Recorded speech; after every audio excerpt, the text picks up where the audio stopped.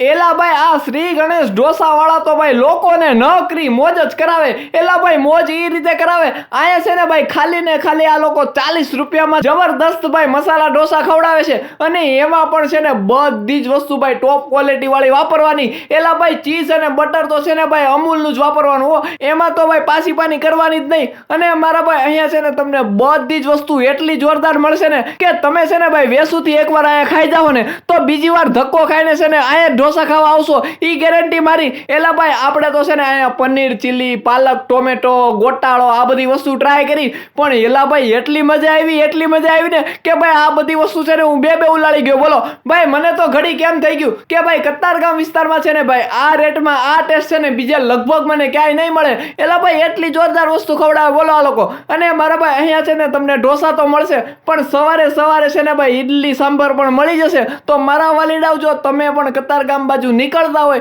તો આ જગ્યાના ઢોસા અને ઇડલી સંભાર એકવાર તો જરૂરથી ટ્રાય કરજો, કારણ કે મારા વાલીડાઓ કાયદેસર તમને મજા આવે ને તો જ આવો મારા ભાઈ।